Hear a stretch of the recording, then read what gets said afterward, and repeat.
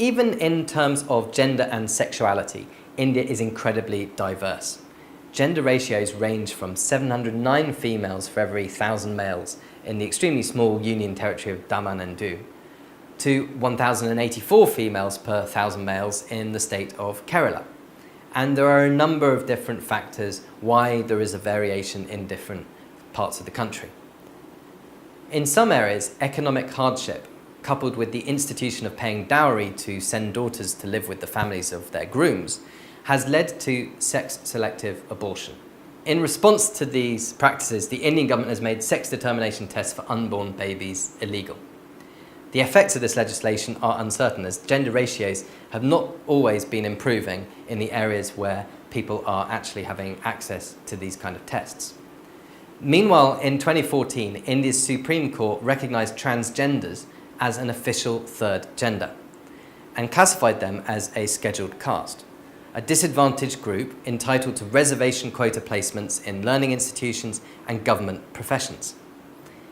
In 2015, India's Rajya Sabha passed Rights of Transgender Persons Bill 2014, and this granted 2% reservation to transgenders in government educational institutions and jobs, as well as other benefits such as pensions, unemployment benefit, legal aid, and skill development.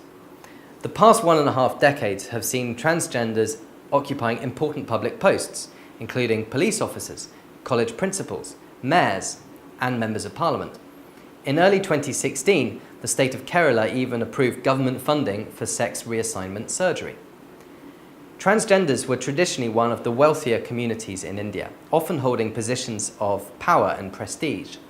However, in 1871, the British declared transgenders, or hijras as they are also known in India, as a criminal tribe and confiscated all their land and property. In ancient times in India, the three gender categories of male, female and third gender were considered very broad umbrellas for a wide variety of gender and sexual expression.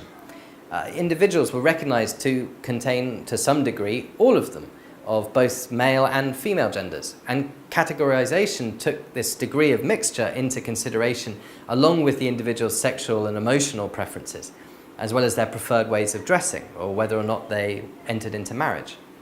In many parts of India, non-heterosexuality is still categorized with some of these considerations applied.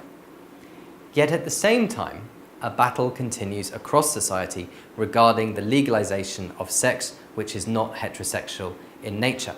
Section 377 of the Indian Penal Code, which dates back to 1860 and was created by, you guessed it, the British, criminalizes intercourse that is against the order of nature, which is taken to include non-heterosexual intercourse. The Delhi High Court overturned Section 377 in 2009, but in 2013, India's Supreme Court reversed that ruling, saying that the constitution itself would have to be changed in order to make this law valid. Since then, activist groups have been actively campaigning against Section 377. Several prominent members of Indian society, including leaders from the ruling BJP party, have also lent their voice to this cause, as have popular Bollywood actors and actresses.